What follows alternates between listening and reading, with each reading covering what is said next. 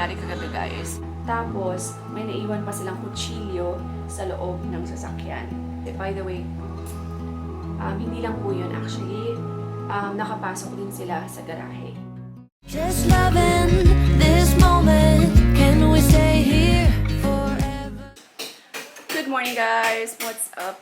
And it's Sunday today, so mag-church tayo mga B. Hindi pa ako nakapag-ayos ng aking hair do. Ayan ang aking outfit.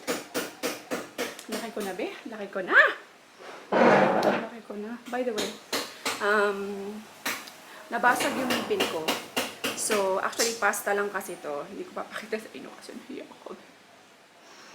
So, ayan, nabasag siya. So, kailangan kong as in, basag talaga. As in, open yung isang ngipin. Wala akong isang ngipin talaga yung sa gilid. Anyway, nakakainis. Bakit ngayon pa?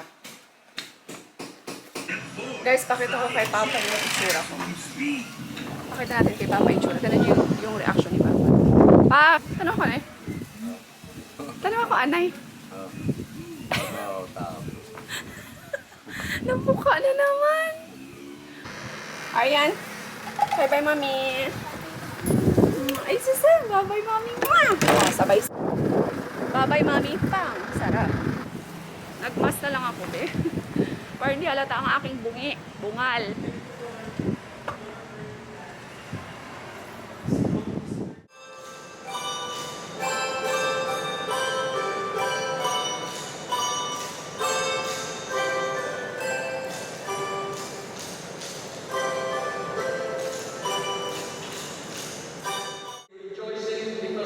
They were counted worthy to suffer shame. What is shame?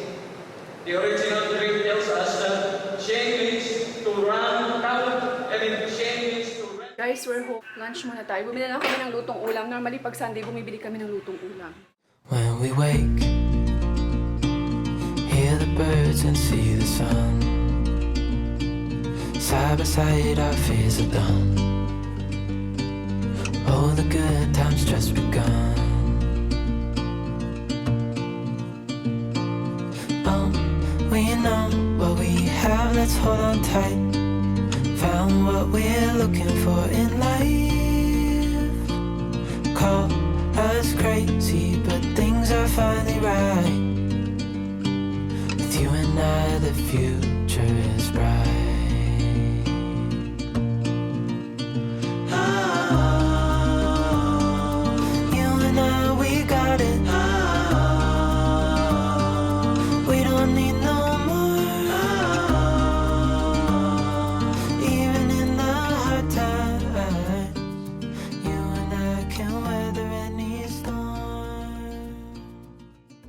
The next day. Ang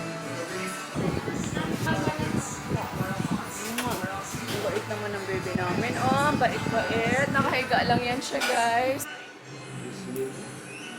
Smell? Nakausap ko ni Papa. Ang sarap, diba? Basta fresh, be. Ay, ang ganda. Ay, bet ko, parang ang fresh ko. Hindi lang ako makangiti sa inyo kasi bungal pa ako, be. Ano tawag dito? Sinasabihin ako ni Papa, kinakausap ako ni Papa. Kasi sa Sabado po, sa mga taga-Iloilo ha, shout out sa mga taga-Iloilo sa Saturday, meron special, hindi ko alam. Papa, sa Molo Mansion, ano nga, may opening sa Christmas lights? Oo, opening no, sa Molo Mansion nga lights. Sa Molo Mansion, guys, mga taga-Iloilo kasi, sa Sabado, meron parang opening ng siguro yung, di ba, Christmas lights sa Molo Mansion, ganyan. So, na-invite si Papa na ayan, ngumiti ako, Ben. Na-invite si Papa na makapasok doon sa sa yung cart niya doon sa mismong Molo Mansion. So, magtitinda kami doon. We will be there also with Papa. So, sa mga gustong bumisit at makita kami, baka isama ko siguro si Arya. Hindi ko sure kung masasama ko si Aryan, pero try namin na isama rin si Aryan. So, nandun kami on Saturday sa Molo Mansion. Siguro sama namin yung mga kids para makita nila yung lights din. So, ayan. We will be there. Mga what time pa? Mga 7 or 6? Punta kayo din, guys, ha? We will see you there on Saturday. Masaya yun sa Molo Mansion. So, hindi ko alam kung anong oras. Siguro mga 7 siya. So, or baka before 7 kami pupunta. Mga 6 siguro nandun na kami or 6:30, ganyan. So, ayan, abangan nyo kami mga tia. So, ayan, kita-kits tayo doon sa Molo Mansion. Tapos, ayan, para support natin si Papa Lebs, diba? So, ayan. Meron kaming, by the way, may nangyari kagabi guys. Pero mamaya ko na kwento sa inyo. Kasi kailangan ko na mag-ayos at kailangan kong dalahan ng lunch si Arya. Medyo mahababang kwento to guys. Sobrang hindi namin in-expect yung nangyari kagabi sa amin. First time in 4 years. Grabe. Sobrang nakakakaba at nakakatakot. Sana talaga hindi na maulit. Anyways, so kwentuhan ko kayo mamaya ng buong full details. Okay, yes. Sorry sa bahay, magulo na kasi nag-aayos na talaga kami. So, hayaan yung mga tinatamad na rin kami talagang sobrang mag-fully linis at ayos. Gusto namin kasi one time linis na lang later. Pag ano na to, pag wala na yung mga gamit. So, tsaka namin lilinisan yung bahay ng dito, ng general cleaning. Uy, ang OA naman ng ano po ng pagkapulabi. Wait lang, kalma. Nasobrahan ako ng, ay, pink. Nasobrahan ako ng pagkatisay. Baka sabihin nila, Amerikana ako. Baka sabihin nila, Amerikana. Yan guys, pupunta muna kami ng Divisoria na Iloilo. Kasi bibili kami ng mga extension cords, mga ganyan, mga kailanganin. Chuchu, char. Si Papa. I said Papa. Ah, Papa. Also, I'm a sort of Papa. One eternity later.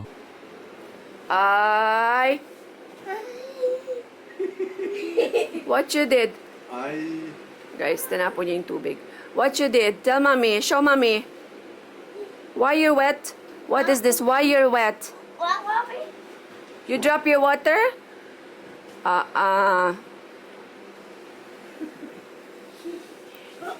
What you would tell to mommy? Sorry. What you would tell to mommy? Shh. Night, night, na. Oh, see, you make it wet. Shh, night, night, na. Daddy, daddy, daddy, daddy. Shh, night, night, na, daddy, night, night, daddy. Papa, Night, night, daddy. Bye-bye, honey. Night, night, daddy, night, night. See, wet, right? See? Wait, Touch. Touch. daddy. See, it's wet. Arya. Night, night, guys.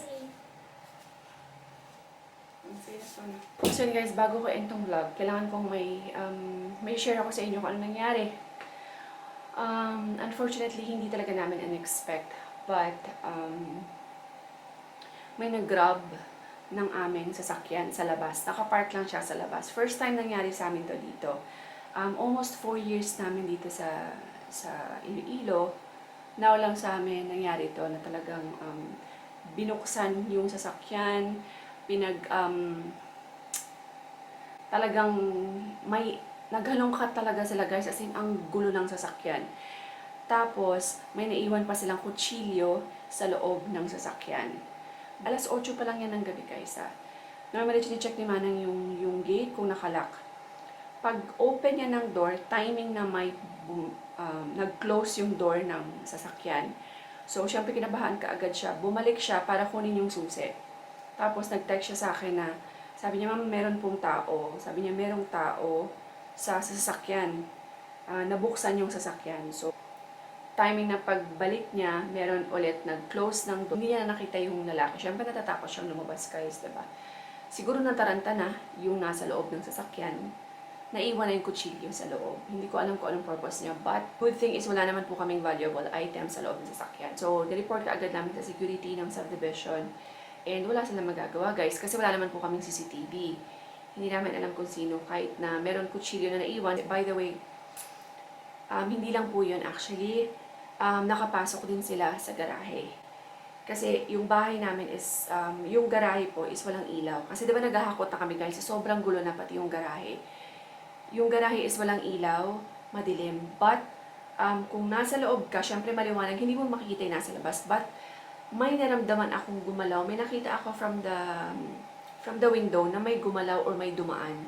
Tapos may narinig ako nakaapak sa plastic kasi may mga plastic, may mga karton doon sa labas ng garahe. May narinig akong umapak. So ang akin, ang kala ko si Chab-Chab, yung aso lang po namin. So hindi ko siya minide. Although, 2 beses ko nakita na dumaan,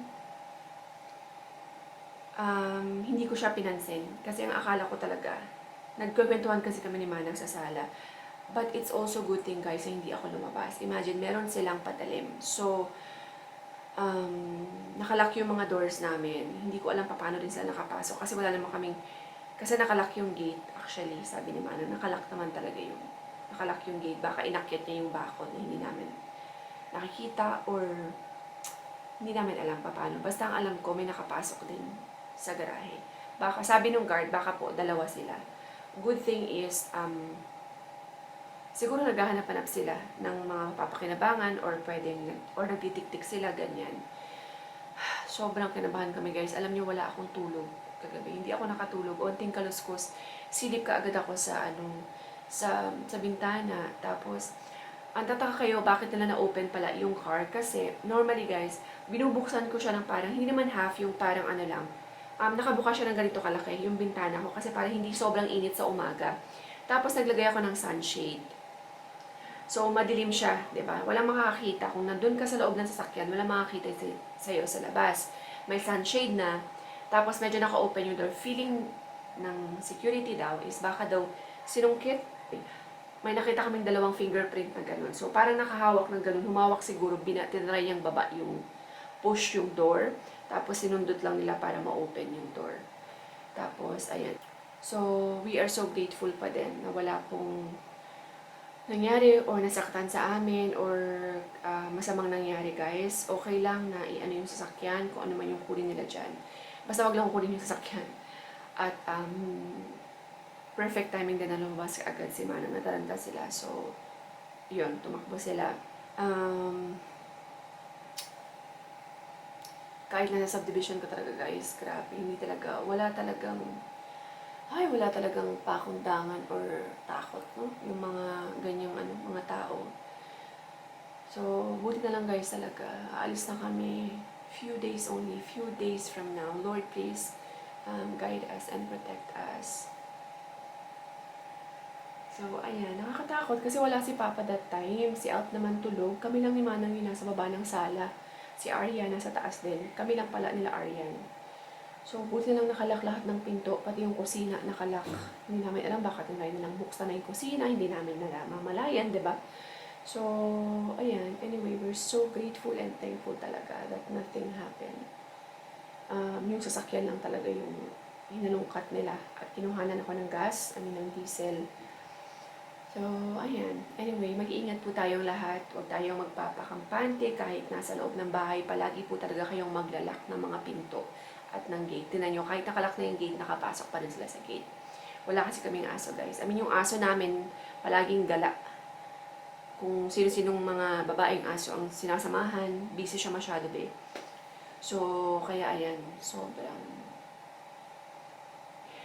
So, ayan, guys, please always lock your doors, kitchen, lahat, mga bintana nyo, lalo na paggabi na, pag nasa loob, kahit nasa loob kayo ng bahay, kasi hindi nyo alam, kahit sino pwedeng pumasok na hindi yun namamalayan. Okay, so yan. Mag-iingat po tayo lahat. So, ayan. Anyway, yun lang, guys. End ko na tong vlog. Few more days talaga. Sana talaga makalipat na kami, guys. Sana. I hope everything went well. And ayan. Thank you so much for watching.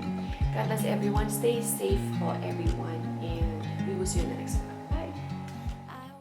Just loving